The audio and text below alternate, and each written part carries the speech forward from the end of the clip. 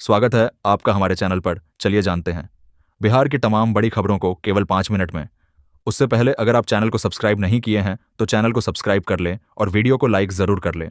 और यह वीडियो आप किस जगह से देख रहे हैं कमेंट में ज़रूर बताएं।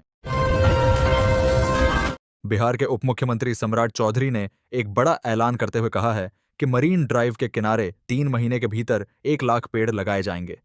यह कदम पर्यावरण संरक्षण और हरियाली बढ़ाने के उद्देश्य से उठाया जा रहा है।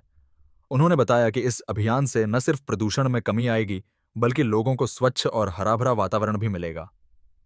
सरकार का लक्ष्य है कि इस परियोजना को तय समय सीमा में पूरा किया जाए, ताकि शहर के सौंदर्य और पर्यावरण दोनों में सुधार हो सके। राज्य सरकार इस योजना के तहत पौधारोपण के साथ-साथ उनकी देखरेख की भी व्यवस्था करेगी, जिससे लगाए गए पेड़ लंबे समय तक सुरक्षित रहा। बिहार के भोजपुर जिले में दिन दहाड़े एक सनसनीखेज हत्या की घटना सामने आई है। अज्ञात बदमाशों ने पूर्व मुखिया के बेटे को सरेआम गोलियों से भून दिया, जिससे इलाके में दहशत का माहौल बन गया है। घटना के बाद मौके पर अफरा तफरी मच गई और स्थानीय लोग भयभीत हो गए। सूचना मिलते ही पुलिस घटनास्थल पर पहुंची और मामले की जांच शुरू कर दी है। शुरुआती जांच में आपसी रंजिश को वजह माना जा रहा है, हालांकि पुलिस सभी पहलुओं पर जांच कर रही है। इस वारदात के बाद इलाके में तनाव का माहौल है और सुरक्षा बढ़ा दी गई है। पुलिस ने आरोपियों की गिरफ्तारी के लिए छापेमारी तेज कर दी है और जल्द ही मामले के खुलासे का दावा किया जा रहा है। बिहार के भागलपुर में फर्जी शपथ पत्र बनाने वाले एक बड़े गिरोह का खुलासा हुआ है। पुलिस की तकनीकी जांच के जरिए इस पूरे नेटवर्क का पर्दाफाश किया गया है, जिससे इलाके में हड़कंप मच गया है।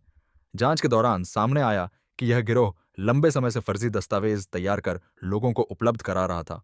पुलिस ने डिजिटल साक्ष्यों और कॉल डिटेल के आधार पर आरोपियों की पहचान की और उनके ठिकानों पर छापेमारी कर कई अहम सबूत बरामद किए हैं। फिलहाल पुलिस इस मामले में शामिल अन्य लोगों की तलाश में जुटी है और पूरे नेटवर्क को जड़ से खत्म करने की कोशिश की जा रही है। अधिकारियों का कहना है कि इस तरह के फर्जीवाड़े पर सख्त कार्रवाई जारी रहेगी। बिहार के नेता प्रतिपक्ष तेजस्वी यादव ने मुख्यमंत्री और डिप्टी सीएम को खुली चुनौती देते हुए कहा है कि एनडीए के नेता उनसे जनहित के मुद्दों पर सार्वजनिक बहस करें। तेजस्वी यादव ने कहा कि राज्य में बेरोजगारी, महंगाई, शिक्षा और स्वास्थ्य जैसे अहम मुद्दों पर सरकार जवाब देने से बच रही है। उन्होंने आरोप लगाया कि जनता से जुड़े सवालों पर सरकार गंभीर नहीं है, इसलिए खुली बहस के जरिए सच्चाई सामने आनी चाहिए। उन्होंने यह भी कहा कि अगर एनडीए नेतृत्व में हिम्मत है तो वे किसी भी मंच पर आकर इन मुद्दों पर चर्चा करें। इस बयान के बाद बिहार की सियासत में हलचल तेज हो गई है और इसे लेकर राजनीतिक बयानबाजी भी बढ़ने की संभावना है। बिहार की राजनीति इस समय काफी दिलचस्प मोड़ पर है, जहां सत्तारूढ़ गठबंधन के भीतर मंत्रिमंडल गठन को लेकर गहन मंथन जारी है। सबसे बड़ी बात यह है कि अभी तक मुख्यमंत्री के नाम पर अंतिम मुहर नहीं लगी है, जिससे सियासी हलचल और तेज हो गई है।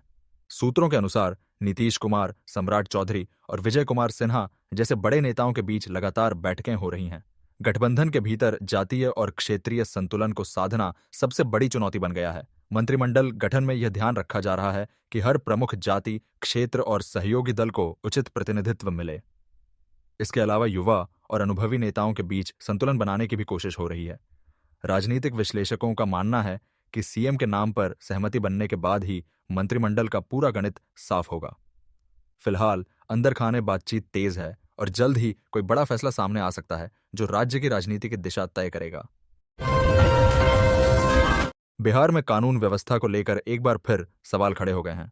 राज्य के कृषि मंत्री रामकृपाल यादव के रिश्तेदार के घर पर अपराधियों ने हमला कर दिया। जानकारी के अनुसार बदमाशों ने घर पर ताबड़तोड़ फायरिंग की और साथ ही पथराव भी किया। इस हमले में 3 लोग घायल हो गए, जिन्हें इलाज के लिए अस्पताल में भर्ती कराया गया है। घटना के बाद इलाके में दहशत का माहौल है। पुलिस मौके पर पहुंचकर मामले की जांच में जुट गई है और हमलावरों की पहचान कर उन्हें पकड़ने के लिए छापेमारी की जा रही है। शुरुआती तौर पर पुरानी रंजिश को घटना की वजह माना जा रहा है, हालांकि पुलिस सभी एंगल से जांच कर रही है।